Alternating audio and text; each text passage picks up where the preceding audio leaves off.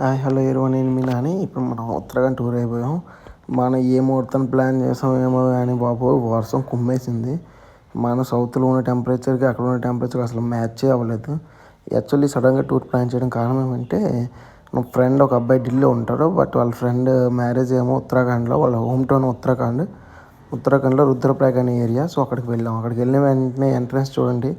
First వెళ్ళిన వెంటనే వాళ్ళ విలేజ్లో ఫస్ట్ డే మంచిగా ఒక టెంపుల్ని విజిట్ చేయించాడు. అది చూస్తే సేమ్ కేదార్నాథ్ టెంపుల్ లాగానే ఉంది. యాక్చువల్లీ కేదార్నాథ్ ఇవన్నీ క్లోజ్ అనమాట ఆ టైంలో, లేకపోతే నేను పక్క విజిట్ చేసేవాడిని. యాక్చువల్లీ విజిట్ చేసాము, బట్ కేదార్నాథ్ విజిట్ చేసి సేమ్ ఫీల్ వచ్చింది నాకు. అది చూడగా ఆ టెంపుల్ అవన్నీ. యాక్చువల్లీ ఆ ఓపెనింగ్ సెరమనీ కూడా ఇక్కడ కూడా జరుగుద్దంట. అంటే హిల్ పైన ఎప్పుడైతే క్లోజ్ చేస్తారో టెంపుల్స్, ఆ టైంలో అక్కడితో భగవాన్ని కింద తెచ్చి ప్రార్థిస్తారంట. ఆ టైంలో మనం వెళ్ళాం కాబట్టి ఆ కింద టెంపుల్స్ విజిట్ చేసాం మనం. పర్లేదు, ఇంకోసారి ఎప్పుడైనా ఫ్యూచర్లో మళ్ళీ ఉత్తరాఖండ్ ట్రిప్ వేసినప్పుడు ఫుల్ ఫ్లెడ్జెడ్గా ఆల్రెడీ కొంచెం అవగాహన వచ్చింది కాబట్టి కొంతమంది ఫ్రెండ్స్ కూడా అయ్యారు. ఫుల్ ఫ్లెడ్జెడ్గా మళ్ళీ ఒకసారి ఉత్తరాఖండ్ ట్రిప్ వేద్దాం. అప్పుడు ఎవరైనా జాయిన్ అవ్వాలంటే జాయిన్ అవ్వచ్చు మాతో పాటు. ఆ రోడ్స్ చూడండి, ఏం సీనరీ, ఆ బాబా అలా చూస్తూ ఉంటే ఎలా వెళ్తున్నామా అనిపిస్తుంది. ఆ ఘాట్ రోడ్లో కొండలు, పొగ, వర్షం పడుతుంటే ఏం ఫీల్ రా బాబు. అంటే ఒక సపరేట్ ప్రపంచంలో వెళ్ళినట్టే ఉంది. ప్రతి కొండ ఎక్కే ముందు ఘాట్ రోడ్లో ఒక గుడి ఉంటుంది చూడండి, దేవుడిది, మనం ప్రొటెక్షన్ చేస్తారని. ఆ ప్లేస్కి వచ్చేసాం. అక్కడ నీటి ప్రేయర్ చేసుకొని హ్యాపీగా వెళ్ళాం. ముందుకి హిమాలయంలో ఉన్న కార్తీక స్వామి మందిర్ ఒకటి ఉంది. కార్తీక స్వామి అంటే మన కుమారస్వామిని కార్తీక స్వామి అంటారు. అప్పట్లోన వినాయకుడు ఉన్న కుమారస్వామి పోటీ పడినట్టు మీ అందరికీ తెలుసు. ఆ పోటీలో వినాయకుడు గెలిచాడు. గెలిచిన తర్వాత కార్తీక స్వామి అలిగి అతను ఒంటి మీద ఉన్న మాంసం మొత్తాన్ని తీసి ప్రసాదం నైవేద్యంగా పెట్టేసి అతను ఒట్టి ఎముకలతో వచ్చి ఈ కొండపైన కూర్చున్నాడు అనమాట.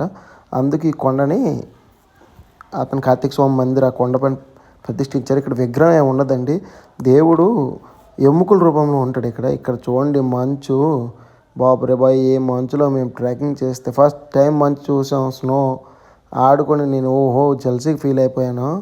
యాక్చువల్లీ అక్కడ కొటేషన్స్ కూడా చాలా కొటేషన్స్ కూడా పెట్టారు పక్కలంట, నేచర్ని సేవ్ చేయండి అని. ఏమంటే ఇంతమంది విజిట్ చేస్తారు, చెత్తే పడి గంట ఎంత జాగ్రత్త అంటే మ్యాక్సిమం ప్రతి ఒక్కరు ఒక స్టిక్ మంచి షూ వేసుకుని మాత్రం వెళ్ళండి. చలి ఎక్కువగా ఉంది, వర్షాకాలం వెళ్ళాం కాబట్టి. ఇంకా చలికాలంలో ఉంటే ఎలా ఉంటుందో తెలియదు. అక్కడ అప్పటికే స్నో పడుతుంది నా పైన. నేను ఎంజాయ్ చేశాను యాక్చువల్గా. అంటే లైఫ్లో ఫస్ట్ టైం స్నో చూశాను నేను. అందుకని చూడండి ఆ రోడ్డు ఎంత మడ్డిగా అస్సలు. అంటే టోటల్ 3 కిలోమీటర్స్ ట్రెక్ అంటారు, కానీ ఎక్కువ అనిపించింది నాకు తెలియదు కాబట్టి.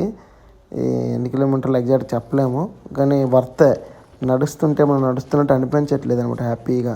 ప్లస్ ఈ పక్కన చెట్లకి వాళ్ళు కట్టారు చూడండి. అంటే మన సైడు బ్యాంగిల్స్ కడతారు అమ్మవారి గుడికి, అలాగే ఇక్కడ దేవుడికి ప్రదించి ఎవరు కట్టారు అనమాట. అట్లా టచ్ చేయకండి. వెళ్ళారు అంటే నేచర్ని అసలు దేన్ని డిస్టర్బ్ చేయకుండా నడుచుకుంటూ వెళ్ళామా, దేవుడిని దర్శించుకొని వచ్చామా అన్నట్టు వెళ్ళిరండి ప్లీజ్. ఏమైనా టచ్ చేశారా తర్వాత మరి ఇక్కడ ఎక్కువ సౌండ్స్ చేయకూడదు, సైలెన్స్గా వెళ్ళాలి. ప్లస్ ఇక్కడ పువ్వులు అంటే కనిపిస్తాయి దారిలో చూడండి, రెడ్ కలర్గా. ఆ పువ్వులు కానీ ఇట్లని కానీ ఏమైనా డిస్టర్బ్ చేస్తే పరి వచ్చి మిమ్మల్ని తీసుకెళ్ళిపోద్ది అంటారు. పరి అంటే ఏంటంటే మన సైడ్ చూడండి దెయ్యాలు భూతాలు వచ్చి తీసుకెళ్తా అంటారు కదా, అలా ఇక్కడ పరి వచ్చుద్ది మీ మీదకి, పరి పట్టుద్ది అని అంటారు అనమాట. ఇదో మనం వచ్చేసాం ఆ ప్లేస్కి. ఇక్కడేమో చూడండి ఉత్తరాఖండ్ టూరిజం వాళ్ళు బోర్డు ప్లేస్ చేశారు, నీచే టెంపుల్ డీటెయిల్స్ అన్నీ రాశారు. ఇక్కడ ఏమైనా కొనడానికి అంటే కొంచెం బ్రేక్ తీసుకోండి. నేనంటే డాగ్ లవర్ కాబట్టి మనం బ్రేక్లో డాగ్స్ కనబడితే ఇంకా వాటితో ఆడుకుని ఉంటాం. మనకి ఎన్ని డాగ్స్ వచ్చినా పెద్ద నో ప్రాబ్లం. మనం పిచ్చగా ఫ్యాన్స్ అనమాట వాటికి. ఎందుకంటే అవి మొత్తంలో చాలా లాయల్గా ఉంటాయండి. అవి మనల్ని మోసాలు చేయడం తెలియదు అనమాట. ఓ బిస్కెట్ పెట్టాం చాలా ఆ 3 కిలోమీటర్స్ ట్రెక్కింగ్ నాతో పాటు చేసేసాయి. అంటే ఆలోచించండి, మనుషులకు మనం ఏం పెట్టినా మన 3 కిలోమీటర్స్ ఎవరు రారు అంత కొండల్లోకి. లొకేషన్ చూడండి, ఎంజాయ్ చేయండి మీరు. బట్ ఎవరైనా ముసలి వాళ్ళు గట్రా వస్తే కొంచెం జాగ్రత్త తీసుకెళ్ళండి, స్టెప్స్ ఎక్కాలి. ఈ హిమాలయాలు చూడండి, ఆ వ్యూ అబాబాబా ఏముంటుందంటే ఆ వ్యూ అంటే వ్యూవే వర్త్ అండి నిజంగా. పెళ్ళికి వెళ్ళానంటే పెళ్ళి సెకండరీ. యాక్చువల్లీ ఈ విజిట్ చాలా హ్యాపీగా అనిపించింది నాకు, వర్త్. మీరు ఎప్పుడైనా ఎలా వెళ్ళాలి ఏంటి రూట్స్ ఏమైనా అడగాలనుకుంటే ఫస్ట్ మీరు ట్రైన్లో ఢిల్లీ రీచ్ అవ్వండి. ఢిల్లీ నుంచి ఉత్తరాఖండ్కి బై బస్ ఏమో హరిద్వార్ వచ్చి ఆగుద్ది. ఎందుకంటే హరిద్వార్లో ఆఫ్టర్ 5:30 వెహికల్స్ మీద పంపిస్తారు హిల్ పైకి. 5:30కి ఈ మార్నింగ్ స్టార్ట్ అవుతాయి. హరిద్వార్లో మీరు స్టే చేసి లక్ష్మణ్ జోలా, రామ్ జోలా అనే 2 ఉంటాయి, విజిట్ చేయొచ్చు. దాని నుంచి పైకి వస్తే రిషికేశ్ నుంచి పైకి వస్తే శ్రీనగర్ నుంచి పైకి వస్తే రుద్రప్రయాగ్. నేను ఎంతవరకు జర్నీ చేశానండి, సో అక్కడి వరకే మీకు చెప్పగలను రూట్. రుద్రప్రయాగ్ నుంచి 157 కిలోమీటర్స్ మాత్రం బద్రీనాథ్ ఉంది. ఈ స్టోన్స్ ప్రతి దగ్గర మీరు కూడా పేర్చే ఉంటారు. పక్కా ఎప్పుడైనా ట్రెక్కింగ్ చేస్తే ఆ స్టోన్స్ ఫస్ట్ పేర్చండి, అవి బ్లెస్సింగ్స్.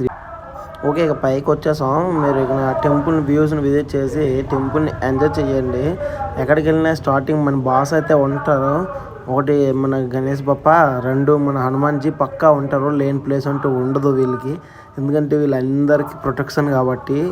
సో ఇక్కడ నుంచి మేమైతే ట్రెక్ చేసాం. సో మీరు కొంచెం ఎంజాయ్ చేయండి, వ్యూస్ని చూడండి, ఎంజాయ్ చేయండి.